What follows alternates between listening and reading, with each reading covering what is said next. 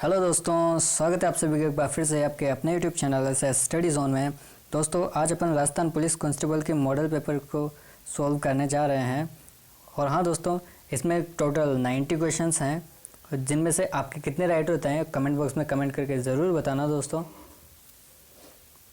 चलिए video start करते हैं। आज का पहला क्वेश्चन है, कृत्रिम रेशम बनाने के लिए निम्नलिखित में से किस कृत्रिम रेशे का उपयोग किया जाता है?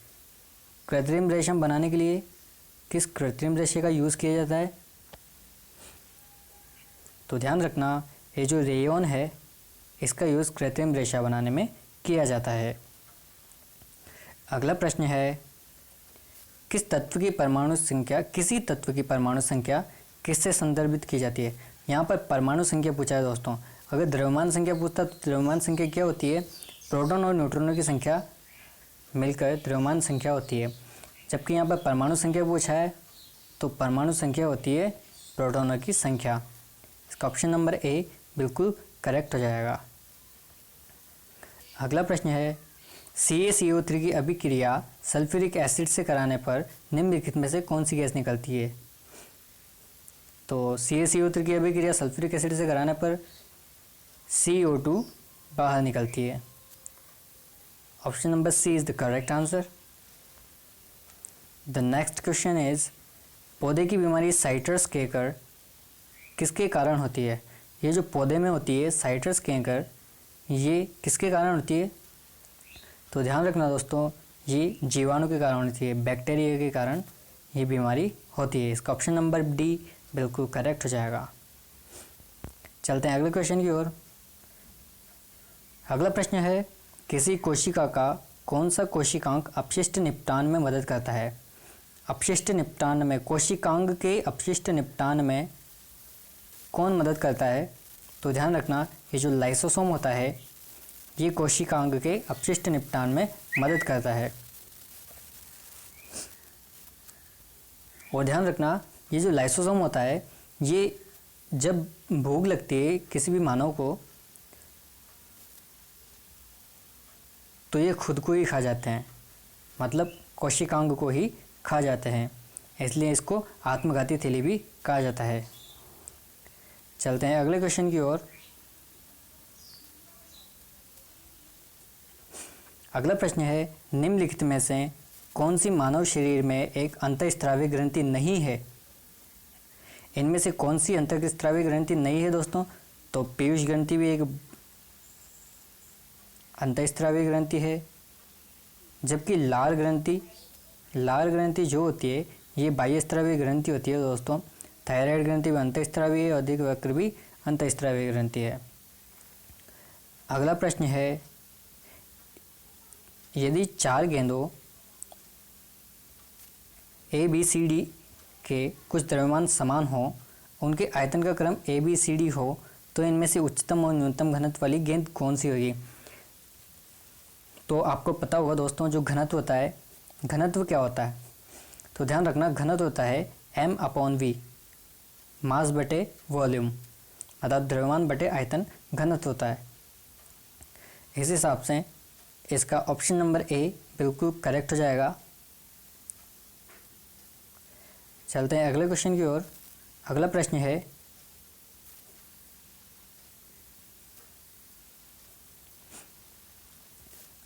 दोस्तों, किसी पदार्थ के 1 ग्राम का टेम्परेचर 1 डिग्री सेंटीग्रेड बनाने के लिए आवश्यक ऊष्मा की मात्रा को क्या कहते हैं? तो जो आवश्यक ऊष्मा होती है ये विशिष्ट ऊष्मा के नाम से जानी जाती है। Specific heat is the correct answer. चलते हैं अगले क्वेश्चन की ओर। अगला प्रश्न है, निम्नलिखित में से कौन सी इकाई चुंबकीय फ्लक्स को मापने में प्रयोग की जाती है? चुंबकीय फ्लक्स की इकाई कौन सी है इनमें से? तो ध्यान रखना, ये जो वेबर होती है ये चुंबकीय फ्लक्स की इकाई होती है। इसका ऑप्शन नंबर बी बिल्कुल करेक्ट हो जाएगा। और जो एम्पियर होती है ये धारा की होती है, और जो वोल्ट होती है ये विभव की होती है। ठीक है दोस्तों, चलते हैं अगले प्रश्न की ओर। किसी वस्तु में उसकी गति के कारण उपस्थित ऊर्जा को क्या कहते हैं? गति के कारण उपस्थित ऊर्जा होती है अगर किसी भी वस्तु में, तो उसको गतिज ऊर्जा कहते हैं। और अगर कोई भी वस्तु होती है वो स्थिर अवस्था में है तो उसमें स्टैटिक एनर्जी उत्पन्न हो जाएगी, जबकि चुंबकीय एनर्जी होती है वो चुंबक के कारण उत्पन्न होती है। चलते हैं अगले प्रश्न की ओर। अगला प्रश्न है, पौधे जो कड़ी सर्दी में भी जीवित रहते हैं तथा उन्हें प्रतिवर्ष दोबारा लगाने की आवश्यकता नहीं पड़ती, उनको क्या कहते हैं? मतलब ऐसे पौधे जिनको प्रतिवर्ष बार बार नहीं लगाना पड़ता उन्हें क्या कहते हैं? तो ध्यान रखना, उन्हें बारहमासी पौधे कहते हैं। इसका ऑप्शन नंबर ए बिल्कुल करेक्ट हो जाएगा। अगला प्रश्न है, फूलदार पौधे जो बीज को सुरक्षित रखने हेतु फल विकसित करते हैं उन्हें क्या कहते हैं? जो फूलदार पौधे होते हैं जो बीज को सुरक्षित रखने के लिए फल विकसित करते हैं उन्हें एंजियोस्पर्म कहते हैं। क्या कहते हैं? एंजियोस्पर्म कहते हैं। इसका ऑप्शन नंबर बी बिल्कुल सही हो जाएगा। अगला प्रश्न है, रसायन शास्त्र में उस मिश्रण को क्या कहते हैं जो समरूप हो तथा जिसके अवयवों को आसानी से पहचाना न जा सके? समरूप हो और जिसके अवयवों को आसानी से पहचाना नहीं जा सके उसे क्या कहते हैं?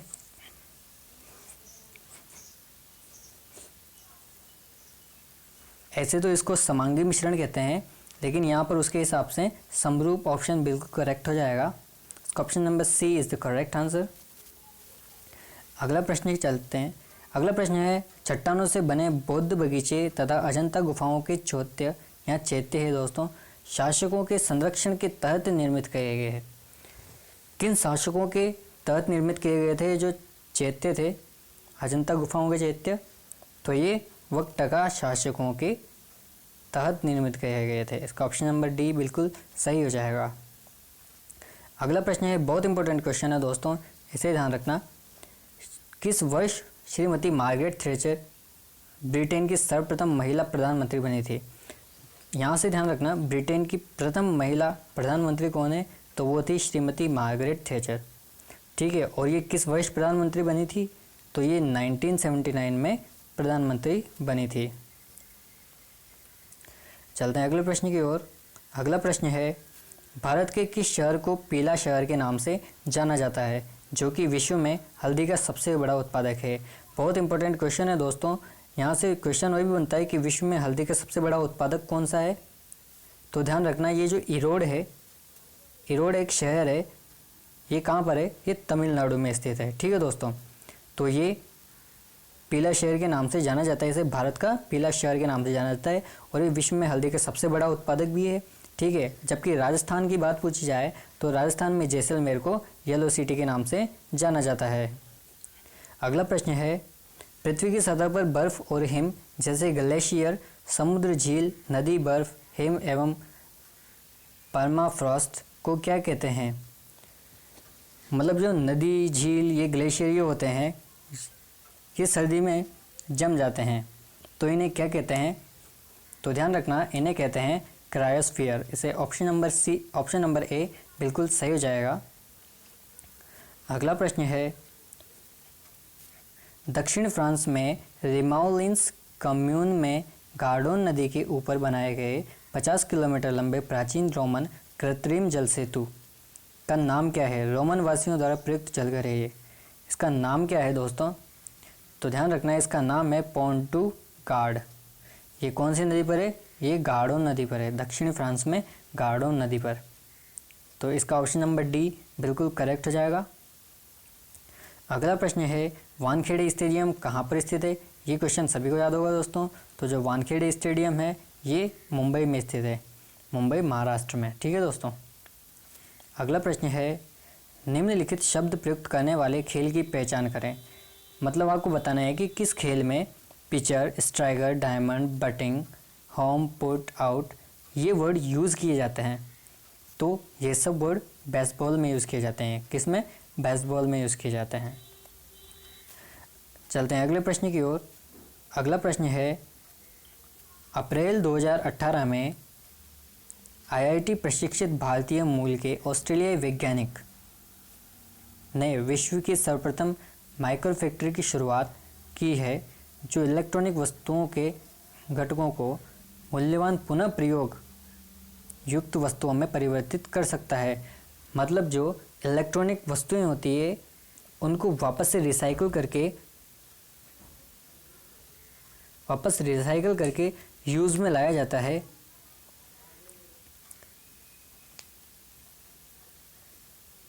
तो कौन से वैज्ञानिक ने इस माइक्रो फैक्ट्री की शुरुआत की है? तो ध्यान रखना, जो वीणा सहजवाला है, इन्होंने इस माइक्रो फैक्ट्री की शुरुआत की है।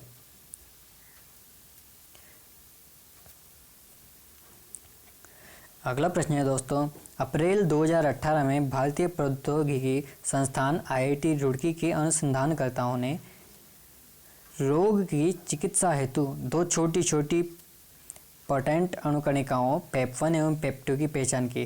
PEP1 और PEP2 की पहचान किस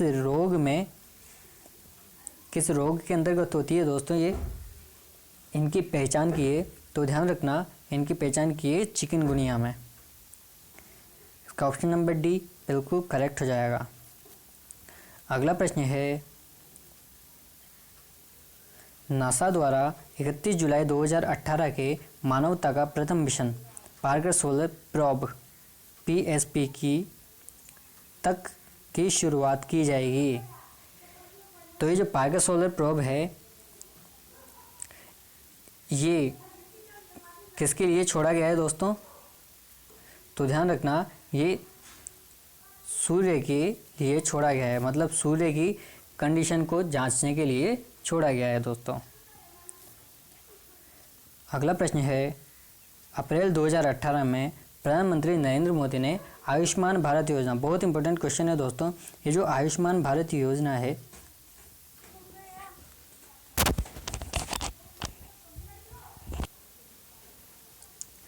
तो इसकी शुरुआत कहाँ से की है दोस्तों? तो ध्यान रखना, आयुष्मान भारत योजना की शुरुआत की है बीजापुर छत्तीसगढ़ से। इसका ऑप्शन नंबर बी बिल्कुल सही हो जाएगा। अगला प्रश्न है, अप्रैल 2018 में अंतर्राष्ट्रीय मौद्रिक फंड IMF ने अपनी नवीनतम विश्व आर्थिक दृष्टिकोण WEO में यह दर्शाया है कि भारत में 2018 में कितने % की वृद्धि होगी? तो ध्यान रखना, 2018 से 7.4% की वृद्धि होगी। इसका ऑप्शन नंबर सी बिल्कुल करेक्ट है। अगला प्रश्न है, हाल ही में प्रकाशित वैश्विक अध्ययन के अनुसार जलवायु में परिवर्तन के कारण मौसम में अधिकतम भिन्नता के कारण भारत उन देशों में से एक है जिनमें, आपको बताना है, जिनमें असुरक्षा का अत्यधिक जोखिम विद्यमान है। तो कौन सी असुरक्षा का अत्यधिक जोखिम है? तो भोजन से संबंधित जोखिम विद्यमान है। अगला प्रश्न है, प्रतिवर्ष कौन सी तिथि को ये बताना है। घर की चिड़िया, बहुत इंपॉर्टेंट क्वेश्चन है दोस्तों। घर की चिड़िया एवं अन्य सामान्य पक्षियों को शहरी वातावरण में उनकी मौजूदगी तथा उनकी जनसंख्या से संबंधित खतरों की जानकारी प्रदान करने के लिए विश्व चिड़िया दिवस, बहुत इंपॉर्टेंट क्वेश्चन है दोस्तों, इसे याद रखना। विश्व चिड़िया दिवस WSD, या इसे विश्व गौरैया दिवस भी कहते हैं, वर्ल्ड स्पैरो डे भी कहा जाता है, मनाया जाता है। ये कब मनाया जाता है ये बताना है दोस्तों। तो ध्यान रखना, ये मनाया जाता है 20 मार्च को। बहुत इंपॉर्टेंट क्वेश्चन है दोस्तों ये। चलते हैं अगले प्रश्न की ओर। अगला प्रश्न है, 2562वीं बुद्ध जयंती के अवसर पर 29 एवं 30 अप्रैल 2018 को में अंतर्राष्ट्रीय बौद्ध सम्मेलन का आयोजित किया गया। तो ये जो अंतर्राष्ट्रीय बौद्ध सम्मेलन था, ये कहाँ पर हुआ था ये बताना है दोस्तों। तो ध्यान रखना, ये हुआ था लुम्बिनी, नेपाल में। Option number B is the correct answer. The next question is, नवंबर 2017 में 23 वर्ष से कम उम्र की श्रेणी वाली विश्व कुश्ती प्रतियोगिता में अंडर 23 वर्ल्ड रेसलिंग इवेंट हुआ था, जो पोलैंड में आयोजित किया गया था। किसने 48 किलोग्राम के प्रवर्ग में रजत पदक, सिल्वर मेडल जीता था? तो किसने जीता था ये 48 किलोग्राम में? तो ध्यान रखना, इसकी एक फिल्म आई थी दंगल, उसमें थी जो छोटी बहन थी, कौन? रितु फोगट, इन्होंने जीता था। इसका ऑप्शन नंबर सी बिल्कुल सही हो जाएगा। अगला प्रश्न है, पुरुष एकल वर्ग में किसने 2017 टेनिस US ओपन टाइटल का खिताब जीता था? तो किसने जीता था 2017 में तो ये जीता था राफेल नाडाल ने। इसका ऑप्शन नंबर डी बिल्कुल सही हो जाएगा। अगला प्रश्न है, प्राचीन राजस्थान की मूर्तिकला की प्रतीक नाद की शिव प्रतिमा किस जिले से प्राप्त हुई? नाद की शिव प्रतिमा ये किस जिले से प्राप्त हुई थी? तो ध्यान रखना ये अजमेर से प्राप्त हुई थी। इसका ऑप्शन नंबर ए बिल्कुल सही हो जाएगा। अगला प्रश्न है, प्राचीन राजस्थान में निम्नलिखित में से कौन सा क्षेत्र बौद्ध धर्म का प्रमुख क्षेत्र रहा है? बौद्ध धर्म का प्रमुख क्षेत्र कौन सा रहा है? तो ध्यान रखना राजस्थान में बेराट सभ्यता जो थी, विराट नगर, यहाँ पर बौद्ध धर्म का प्रमुख क्षेत्र रहा है। अगला प्रश्न है, सुपासनाह चरित्रम क्या है? ये सुपासनाह चरित्रम है, ये क्या है? चित्रित ग्रंथ है, शिलालेख है, हथियार है या रथ है? ये है क्या आखिर में? तो ध्यान रखना जो सुपासनाह चरित्रम है ये एक प्रकार का चित्रित ग्रंथ है। चित्रित ग्रंथ मतलब इसमें डायग्राम भी इन्वॉल्व होते हैं। अगला प्रश्न है, कटिबंधु के नाम से निम्न में से कौन सा राजा प्रसिद्ध है? कटिबंधु बहुत इंपॉर्टेंट क्वेश्चन है दोस्तों। कटिबंधु के नाम से किस राजा को जाना जाता है? तो ध्यान रखना ये जाना जाता था विग्रह राज चतुर्थ को, और इसे क्या नाम, इसका और नाम क्या है? इसे बीसल देव के नाम से भी जाना जाता है। और इन्होंने राजस्थान के टोंक जिले में बनास नदी के ऊपर बीसलपुर बांध का निर्माण भी करवाया था दोस्तों। चलते हैं अगले प्रश्न की ओर। अगला प्रश्न है, हम्मीर मदमर्दनम नामक साहित्यिक कृति के लेखक कौन है? हम्मीर मदमर्दन इस साहित्य के लेखक कौन है? तो ध्यान रखना जो जयसिंह हैं ये इसके लेखक हैं। अगला प्रश्न है, निम्नलिखित में से कौन सा कालानुक्रम की दृष्टि से सही है? मतलब काल की दृष्टि से कौन सा सही है इनमें से? मतलब सबसे पहले कौन आया था, सबसे बाद में कौन आया था, उसकी दृष्टि से कौन सा सही है? तो ध्यान रखना सबसे पहले आया था जयद्र सिंह, फिर तेज सिंह, फिर समर सिंह।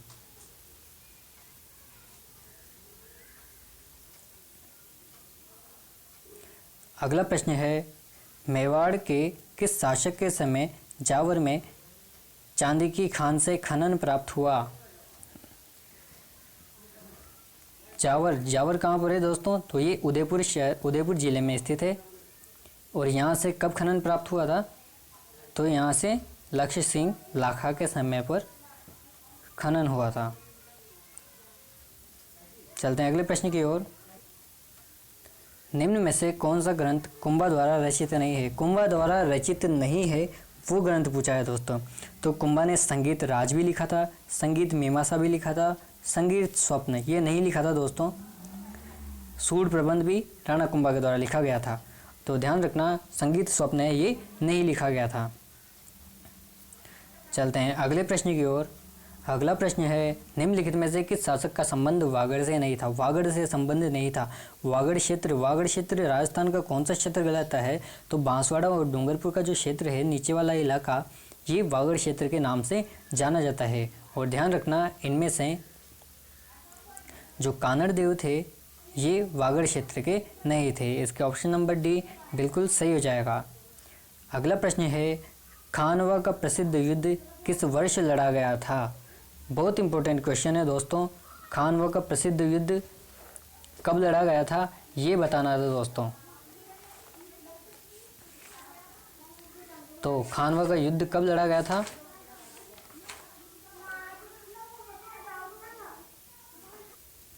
तो ध्यान रखना दोस्तों ये जो खानवा का युद्ध है ये 1527 में लड़ा गया था। इसका ऑप्शन नंबर ए बिल्कुल सही हो जाएगा। और अगर पूछा जाए तो ध्यान रखना है दोस्तों 17 मार्च 1527 को लड़ा गया था। और ये किन किन के मध्य में हुआ था? कि राणा सांगा और मुगल शासक बाबर के मध्य में हुआ था, जिसमें बाबर की विजय हुई थी। और ध्यान रखना ये खानवा कहाँ पर है? तो ये भरतपुर जिले की रूपवास तहसील में स्थित है। अगला प्रश्न है, महाराणा प्रताप का जन्म किस वर्ष हुआ था? तो ध्यान रखना महाराणा प्रताप का जन्म हुआ था 9 मई 1540 को। 9 मई 1540 को महाराणा प्रताप का जन्म हो गया था कुंभलगढ़ दुर्ग में। और ये किनके पुत्र थे? महाराणा उदय सिंह के पुत्र थे। चलते हैं अगले प्रश्न की ओर। अगला प्रश्न है, माधो सिंह व गोविंद सिंह का संबंध निम्नलिखित में से किस किसान आंदोलन से था? तो जो माधो सिंह और गोविंद सिंह थे, इनका संबंध किस किसान आंदोलन से है?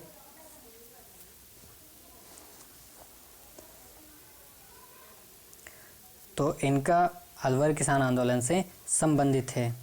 ऑप्शन नंबर डी बिल्कुल सही हो जाएगा। अगला प्रश्न है, मेवाड़ प्रजामंडल की स्थापना किस वर्ष की गई थी?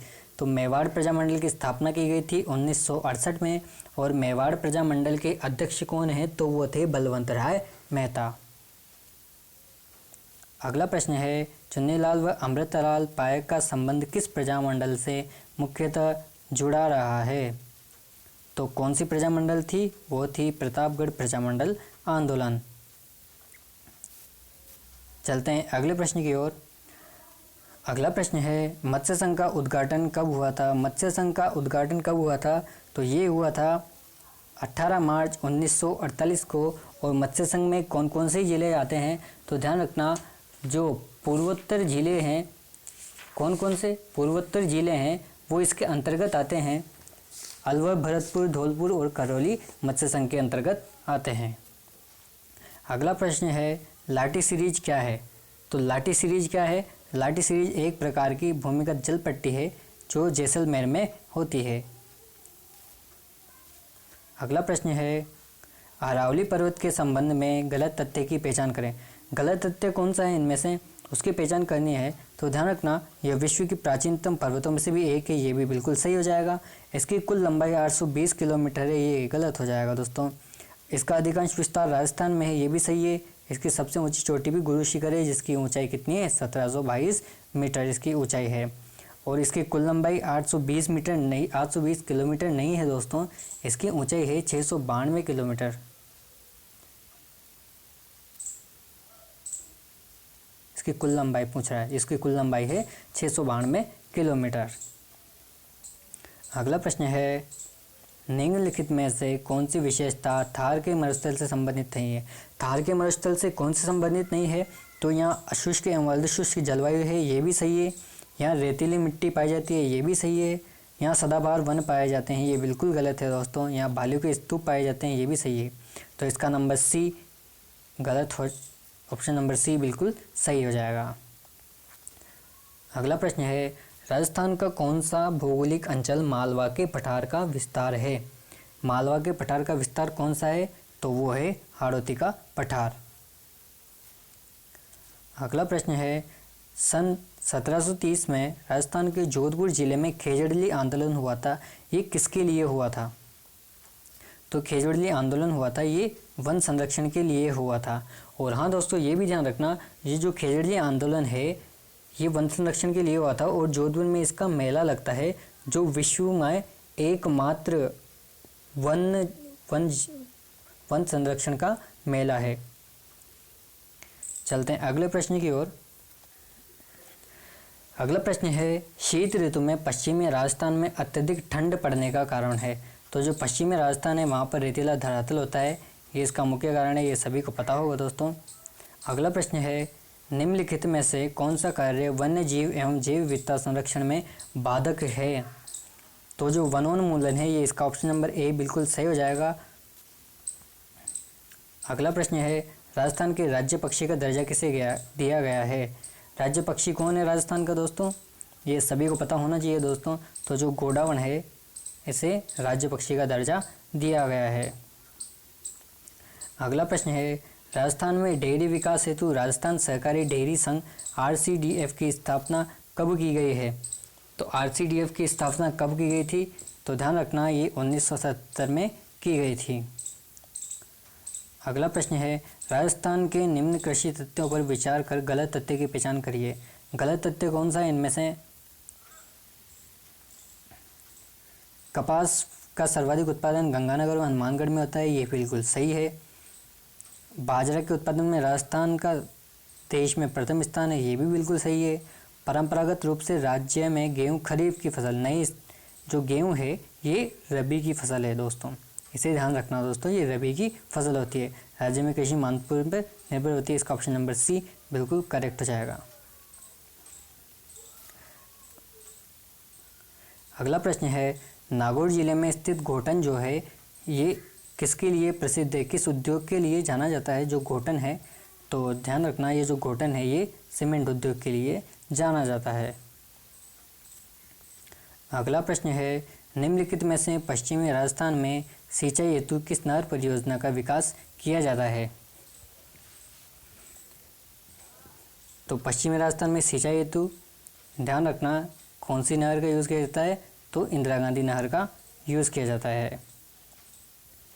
अगला प्रश्न है, राजस्थान में सर्वाधिक महिला साक्षरता किस जिले में पाई जाती है? तो सर्वाधिक महिला साक्षरता कहाँ पर है? तो वो कोटा में है। कितनी है दोस्तों? 65.9। और यहाँ की कुल साक्षरता भी ये भी सबसे अधिक है, तो वो भी कितनी है? 76.6। ठीक है दोस्तों। अगला प्रश्न है, राजस्थान का कौन सा भौगोलिक अंचल सबसे अधिक ऊंचा है? तो ऑप्शन के हिसाब से अरावली पर्वत बिल्कुल सही हो जाएगा, थार का मरुस्थल भी नहीं है, हाड़ौती का पठार, पूरी मैदान। ठीक है, इसका ऑप्शन नंबर ए बिल्कुल करेक्ट हो जाएगा। अगला प्रश्न है, राजस्थान पर्यटन विकास निगम RTDC का मुख्यालय कहाँ पर स्थित है? राजस्थान पर्यटन विकास निगम का मुख्यालय कहाँ पर स्थित है? तो ध्यान रखना इसका मुख्यालय जयपुर में स्थित है। चलते हैं अगले प्रश्न की ओर।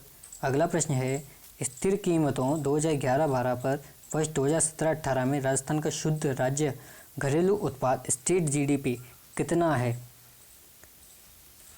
तो स्टेट GDP कितना है दोस्तों? तो वो है 5,73,628 करोड़। इसका ऑप्शन नंबर ए बिल्कुल सही हो जाएगा। अगला प्रश्न है, दिसंबर 2017 में राजस्थान के किस शहर में द्वितीय डिजीफेस्ट आयोजित किया गया था? ये भी बहुत इंपॉर्टेंट क्वेश्चन है दोस्तों। 2017 में राजस्थान के किस शहर में डिजीफेस्ट आयोजित किया गया था? तो ध्यान रखना ये आयोजित किया गया था उदयपुर जिले में। Option number D is the correct answer. अगला प्रश्न है, सूरतगढ़ तापीय विद्युत केंद्र थर्मल पावर स्टेशन की कितनी इकाइयाँ प्रचालन में हैं? तो कितनी इकाइयाँ हैं? इसकी 6 इकाइयाँ प्रचालन में हैं। अगला प्रश्न है, राजस्थान परमाणु ऊर्जा परियोजना किस वर्ष में परिचालित हुई थी? राजस्थान में एटॉमिक पावर प्लांट, ये एटॉमिक पावर प्लांट कहाँ पर है? राजस्थान में रावत भाटा जिले में स्थित है। और इसकी शुरुआत कब हुई थी? तो ध्यान रखना इसकी शुरुआत हुई थी 1973 में। अगला प्रश्न है, राजस्थान में डॉक्टर संविदा अम्बेडकर अंतर्राज्यीय विवाह योजना किस वर्ष शुरू हुई थी? तो ध्यान रखना ये जो अंतर्जातीय विवाह योजना हुई थी ये शुरू हुई थी 2006 में। अगला प्रश्न है, अनुप्रति योजना 4 है। यहाँ पर ध्यान रखना है दोस्तों, अनुप्रति योजना 4 निम्नलिखित में से किससे संबंधित है? तो ध्यान रखना ये जो 4 थी ये किससे संबंधित थी? तो ये अनुसूचित जातियों के छात्रों के लिए प्रोत्साहन योजना, जब वे सरकारी चिकित्सा, मेडिकल और अभियांत्रिकी इंजीनियरिंग महाविद्यालय में प्रवेश लेते हैं, इससे संबंधित थी।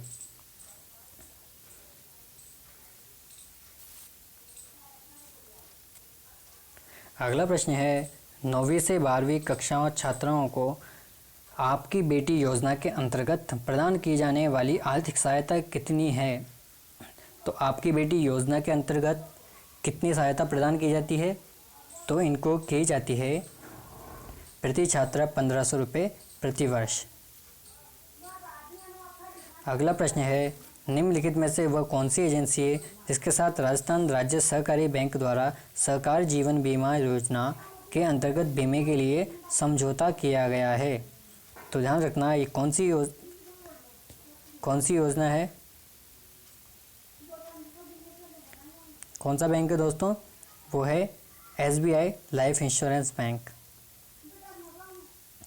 अगला प्रश्न है, भारतीय संविधान के किस अनुच्छेद के अंतर्गत राज्यपाल राजस्थान में महाधिवक्ता की नियुक्ति करता है? महाधिवक्ता, ध्यान रखना दोस्तों, महाधिवक्ता की नियुक्ति किस अनुच्छेद के अंतर्गत होती है? तो वो होती है अनुच्छेद 165 के अंतर्गत। और जो महान्यायवादी होता है अटॉर्नी जनरल, उसकी नियुक्ति कौन से अनुच्छेद के अंतर्गत होती है? तो वो होती है 76 के अंतर्गत, आर्टिकल 76 में। ठीक है दोस्तों। अगला प्रश्न है, राजस्थान की पहली विधानसभा में कितने सदस्य निर्वाचित हुए थे? ये भी बहुत इंपॉर्टेंट क्वेश्चन है दोस्तों, इसे भी याद रखना। जो पहली विधानसभा थी उसमें कितने सदस्य निर्वाचित हुए थे?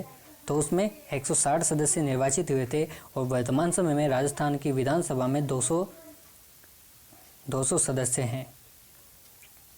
अगला प्रश्न है, राजस्थान उच्च न्यायालय के प्रथम मुख्य न्यायाधीश कौन है?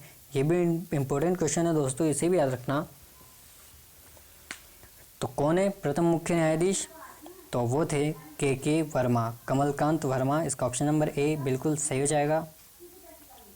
अगला प्रश्न आपके सामने है दोस्तों, लोक सेवा आयोग के प्रथम अध्यक्ष कौन थे? राजस्थान लोक सेवा आयोग के प्रथम अध्यक्ष कौन थे? लोक सेवा आयोग RPSC के अध्यक्ष कौन थे?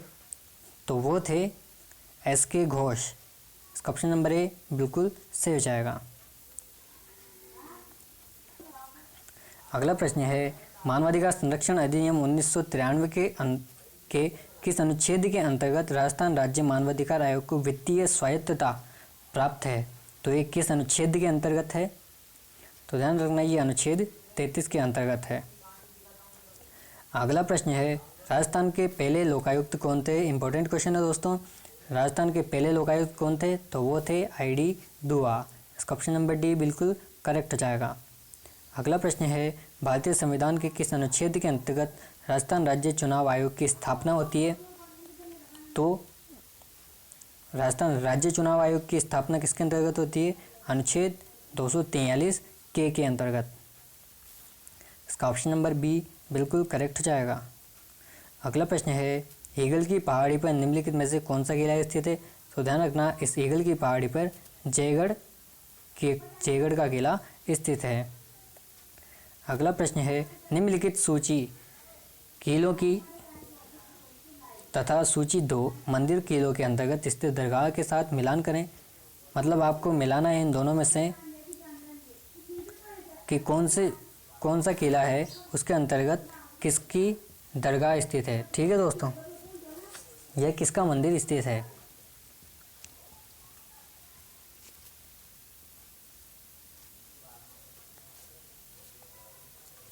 ठीक है दोस्तों, इसका बताना है। तो ध्यान रखना दोस्तों, ये जो अंबर किला जयपुर, इसके अंतर्गत शिला देवी का मंदिर स्थित है। इसका तो थर्ड सही हो जाएगा। इस हिसाब से ये दोनों सही हो जाएंगे। और तारागढ़ अजमेर में क्या है? तो तारागढ़ अजमेर में मीरान साहब की दरगाह है। इस हिसाब से ये सही हो जाएगा। और घाघरोन झालावाड़ में मिट्टी शाह की दरगाह है। और मेहरानगढ़ जयपुर में चामुंडा माता का मंदिर स्थित है। इसका ऑप्शन नंबर ए बिल्कुल सही हो जाएगा। अगला प्रश्न है, मंदिरों और स्थानों के निम्नलिखित जोड़ों में से किस जोड़े का सही मिलान नहीं हुआ है? इनमें से बताना है कि कौन सा गलत है। तो ओसिया माता, इनका मंदिर भी जोधपुर में है, ये भी सही है। सालासर मंदिर चूरू में है, ये भी सही है। रणकपुर के मंदिर पाली में है। और जगदीश मंदिर भीलवाड़ा, ये बिल्कुल गलत है। इसका ऑप्शन नंबर डी बिल्कुल सही हो जाएगा। अगला प्रश्न है, मातृकुंडिया मंदिर किस जिले में स्थित है? तो ध्यान रखना है, जो मातृकुंडिया मंदिर है ये चित्तौड़गढ़ जिले में स्थित है। इसका ऑप्शन नंबर डी बिल्कुल करेक्ट हो जाएगा। अगला प्रश्न है, निम्नलिखित में से कौन सी प्रथा विवाह समारोह से संबंधित नहीं है? विवाह समारोह से संबंधित नहीं है तो वो है पानीवाड़ा, विवाह समारोह से संबंधित नहीं है। अगला प्रश्न है, निम्नलिखित में से कौन सा आभूषण गर्दन में पहना जाता है परंतु नेकलेस से बड़ा और भारी होता है? तो गर्दन में पहने जाने वाला आभूषण है टुस्सी। ये नेकलेस से बड़ा होता है और भारी भी होता है। अगला प्रश्न है, श्रीलाल जोशी जिन्हें 2006 में पद्मश्री पुरस्कार अवार्ड मिला था को किसके लिए जाना जाता था? किसके लिए जाना जाता है इनको? तो ध्यान रखना, इन्हें जाना जाता है फड़ चित्रकारी के लिए। इसका ऑप्शन नंबर सी बिल्कुल करेक्ट हो जाएगा। अगला प्रश्न है, जोधपुर का बादला निम्नलिखित में से क्या है? बहुत इंपॉर्टेंट क्वेश्चन है दोस्तों, ये बहुत बार एग्जाम में पूछा गया है, बार बार रिपीट होता है। तो ध्यान रखना, ये जो बादला होता है ये जस्ते से निर्मित एक पानी की बोतल होती है और ये जोधपुर की प्रसिद्ध है।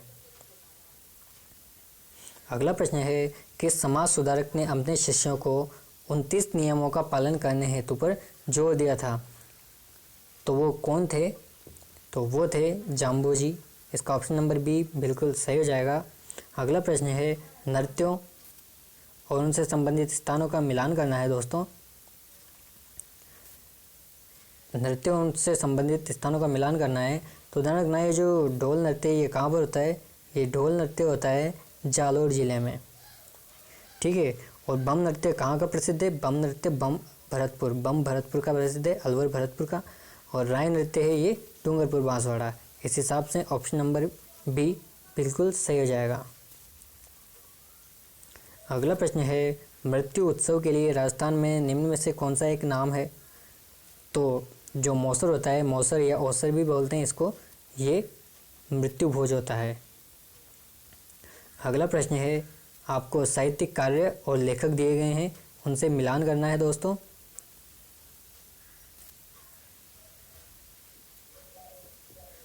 तो ध्यान रखना, ये जो राम रणजाट है ये किसने लिखी थी दोस्तों? तो ये लिखी थी सूर्यमल मिश्र ने। और लील डांस किसने लिखी थी?